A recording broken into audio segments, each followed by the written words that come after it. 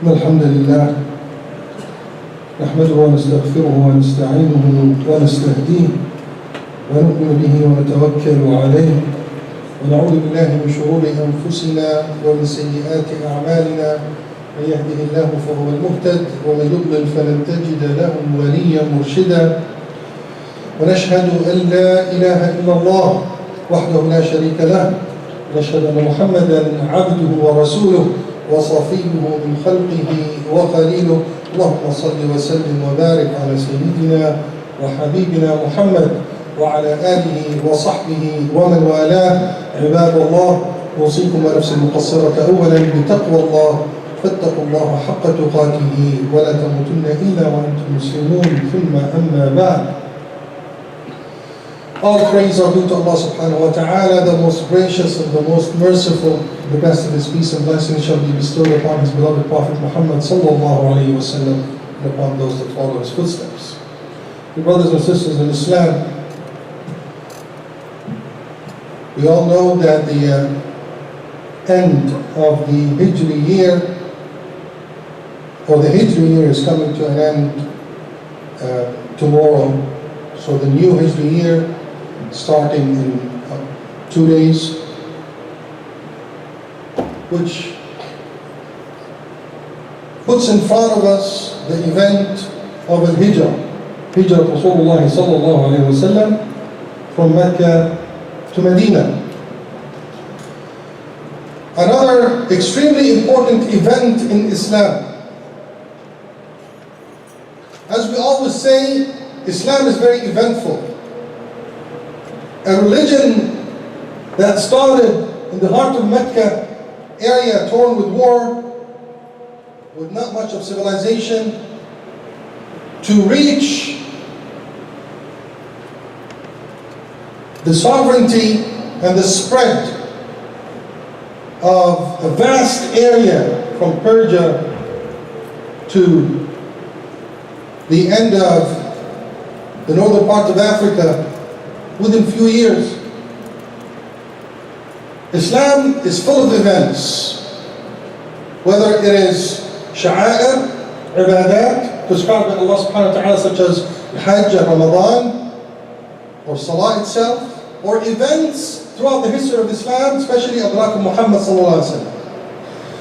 And we always say those events, they're not just bedtime stories. They're not meant to be bedtime stories.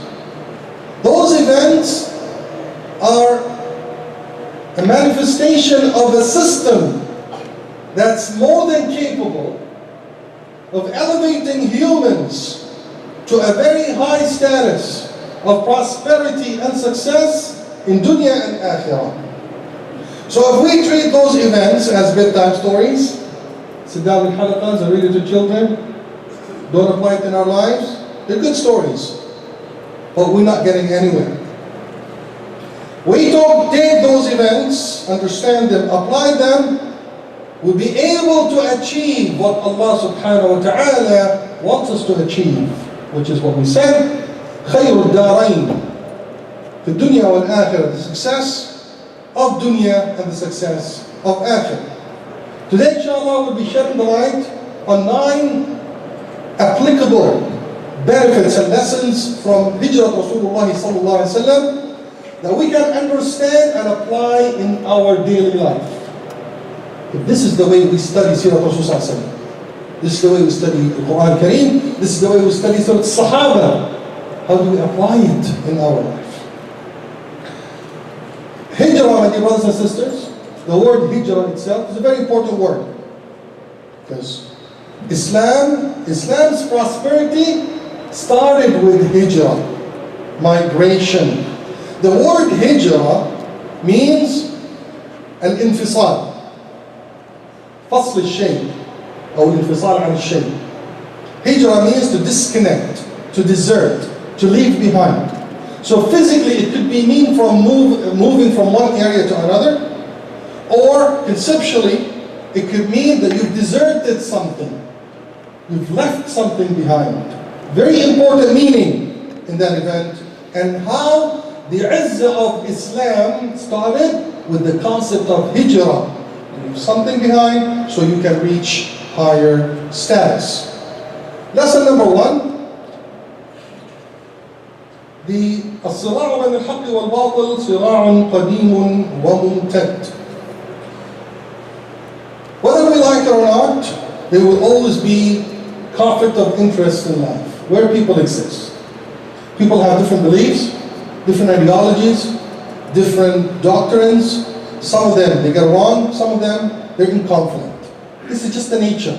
Not because, some group hates another group just for the sake of it. It's normal. There are conflicts of interest.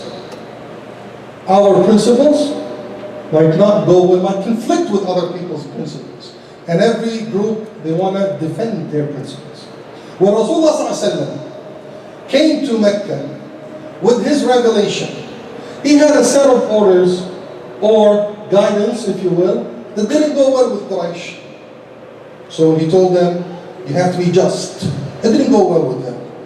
Because there was a group of people leading, and they wanted to control everything. When he told them, you cannot be killing your babies, it didn't go well with them, because it was an honor or dishonor for them to have female borns. It didn't go well with them to say, take care of the needy and the poor. It didn't go well with them. So all the guidance that Muhammad ﷺ brought to Mecca was rejected by Quraysh. So he was challenged to a point where they wanted to kill him, sallallahu alaihi wasallam. They wanted to drive him out of his home. So it was a life full of challenges and rejection. And all what he wanted was, خَلُّ بَيْنِي وَبَيْنَ النَّاسِ. Just let me talk to people. They even prevented him from the freedom of speech. So he tried to live his principle and share his goods that Allah subhanahu wa ta'ala gave him with others, but he was rejected and pushed back. This conflict is not only specific to Muhammad ﷺ's time and to Quraysh. It exists everywhere. It exists now, where we are right now.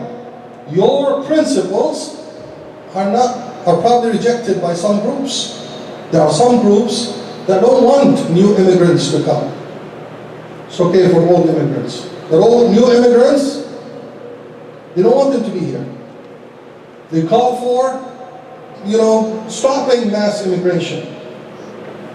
Him himself, who said this, he's an immigrant and the son of an immigrant. But some people have a problem with others. So this will never stop. So lesson number 1, the challenges will never stop. It will always be there for you. As a person, as a Muslim, adhering to your principles and deen, there will always be challenges. And Allah subhanahu wa ta'ala said in Surah Al-Hajj, الَّذِينَ أُخْرِجُوا مِنْ دِيَارِهِمْ بِغَيْرِ حَقٍّ إِلَّا أَن يَقُولُوا رَبُّنَا اللَّهُ. Those who have been driven out of their homes unjustly only for saying رَبُّنَا اللَّهُ. Because they're adhering to their principles. They want to live their Islam. They want to live their deen. That's all what they want. They were challenged and they were driven out of their homes. وَلَوْلَا دَفْعُ اللَّهِ النَّاسَ بَعْضَهُمْ بِبَعْضٍ لَهُدِمَتْ صَوَامِعُ وَبِيَعٌ وَصَلَوَاتٌ وَمَسَاجِدُ يُذْكَرُ فِيهَا اسْمُ اللَّهِ كَثِيرًا. If it wasn't for people, سنة التدافع.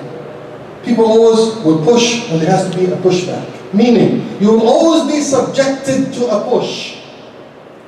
Someone is going to push you over. They don't like how you dress. They don't like your hijab. They don't like your beard. They don't like that you don't eat pork. Some people have problems.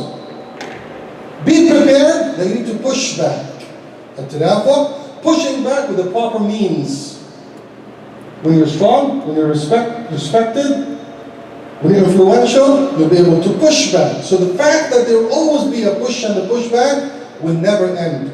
Be ready for it. But remember, وَلَيُنْصُرَنَّ اللَّهُ مَنْ يَنْصُرُهُ إِنَّ اللَّهَ لَقَوِيٌّ عَزِيزٌ. Remember one thing, that Allah subhanahu wa ta'ala has promised in the Holy Quran that Allah will stand by you, will give you victory, will give you power. إِنَّ اللَّهَ لَقَوِيٌّ عَزِيزٌ. Allah subhanahu wa ta'ala is qawi. Allah subhanahu wa ta'ala is the mighty. He's the Lord of the lords, the King of the kings. You want to be on His side? He will be on your side. and He will support you. And remember Allah subhanahu wa ta'ala said, كتب الله لأغلبن أنا ورسلي إن الله قوي عزيز. Allah subhanahu wa ta'ala had written, prescribed, absolute certainty that His way and the ways of His prophets and the ones that follow His prophets will eventually be protected and supported. If you want to go through that push and push back for the sake of Allah subhanahu wa ta'ala, protecting your principles and your deen, know that Allah subhanahu wa ta'ala will protect you and be with you. Lesson number 2. We need to know that there is a natural conflict. However, there are some people that are deliberately plotting. Makr. They're plotting. They're active. They're planning against you. And wallahi, I'm not saying this to be pessimistic or to tell you that someone is at the corner watching us. This is normal, brothers and sisters. I mean, we all know it. These lessons are for us to understand and open our eyes and know that we're not living in a rosy world. There are bad people out there, but there are also good people out there. And we'll talk about that in a second. But we know that al-makr, plotting, deliberate planning to harm is there. It exists. We see it, we hear it, we see the fruits. We see the outcomes of the attacks on the masajid. It's there. A lot of people reject it, a lot of good people reject it, but that doesn't mean that it doesn't exist. That plotting will always be there. There will be a group that's working against you and working to maybe harm you. We just need to be aware of it so we will not drop our guards. But we need to know that Allah subhanahu wa ta'ala said in the Holy Quran, وَإِذْ يَمْكُرُ بِكَ الَّذِينَ كَفَرُوا لِيُثْبِتُوكَ أَوْ يَقْتُلُوكَ أَوْ يُخْرِجُوكَ وَيَمْكُرُونَ وَيَمْكُرُ اللَّهُ وَاللَّهُ خَيْرُ الْمَاكِرِينَ. Allah subhanahu wa ta'ala told us that there will be some people that dislike you, have bad idea because of media, because of history, because of whatever it is. They don't like you. They will be actively plotting against you. Again, I'm not revealing a secret. We know it, we see it, we hear it. If you're following the news, we know this. Those, exactly like they plotted against Muhammad ﷺ, to do a few things. They had a couple of goals. First of all, لِيُثْبِتُوكَ. لِيُثْبِتُوكَ, as explained by ulama, لِيُقَيِّدُوكَ, to tie you up. Not physically, but in reality, to make you, to disable you, if you will. They don't like you to be active. They don't like you to be productive. They don't like you to be influential. They don't like you to be successful. Because by being successful and active and influential, you're spreading something. They don't want it to spread. So they want to corner you. They want you to be a moderate Muslim. They want you to be a peaceful, although Muslim is peaceful, I think, from their perspective, secular Muslim. Don't talk about Islam. That's yuthbituka. You don't live Islam, you don't know Islam, you don't talk about Islam, you don't spread the goods in Islam. What is Islam? We're trying to spread something good for humanity. Wallahi, we're not here to take over anything. But some people, deliberately, they want you to be cornered and not do anything and not say anything. They could go as far as the ayah said, أَوْ يَقْتُلُوكَ أَوْ يُخْرِجُوكَ. Get you killed or get you kicked out. Which is something we've seen happen in some areas. Alhamdulillah, there are a lot of good people out there that reject such extremism. I'm talking about extreme people, to be fair. It exists, we need to be aware of it so we can deal with it accordingly. Lesson number 3, دقة التخطيط والأخذ بالأسباب. Rasul sallallahu alayhi wa sallam, he knew that they were plotting against him, they wanted to kill him, right? And that was probably right before he left for his hijrah, and Sayyidina Ali stayed in his bed. But then, when he was ordered to leave by Allah subhanahu wa ta'ala, and he's Rasulullah sallallahu alayhi wa sallam al-Mu'ayyad, supported by Allah subhanahu wa ta'ala, did he just pick up and leave? No. He planned it, and planned it really well. He planned the details. How is he going to get from Mecca to Medina? The protection, the food supply, everything. He could have just left. He's minded by Allah. He's supported by Allah. However, he's teaching us a lesson. We have to plan. We have to plan. We have to plan. We need to be aware of our surroundings. First step of planning is being aware of your surroundings. We need to be aware of our challenges as a community, as a family, so we can plan for our future, so we can be an integral, productive, positive component of this great society. We need to plan and work with each other and learn from Rasulullah sallallahu alayhi wa sallam and use all the possible right legal means. We can't just sit back and say, okay, dig our head in the sand and say, wallahi, everything is nice. You know, there's nothing wrong. This is not the right way to do it. Point number 4, lesson number 4 from AL-HIJRA. Despite Rasulullah ﷺ being protected and being supported, he never stopped making dua. And he's Rasulullah ﷺ, teaching us that we always have to make dua. Dua is extremely important for 2 things. You're seeking Allah subhanahu wa ta'ala's help, and by making dua for something continuously. You always say, oh Allah, protect my children, for example. That reflects on your subconscious that you're always thinking of your children. You're aware of their situation. You're connected to their life because you're reminding yourself by making dua to Allah subhanahu wa ta'ala, this is an important matter. So if you keep making dua for our community to be prosperous, you got the community on your mind. If you don't make dua to the community, you don't think about the community. Same thing, everything important, you make dua, Allah subhanahu wa ta'ala to bless you, and for you to always be on top of things. أقول قولي هذا واستغفر الله لكم فاستغفروه فيا فوز المستغفرين.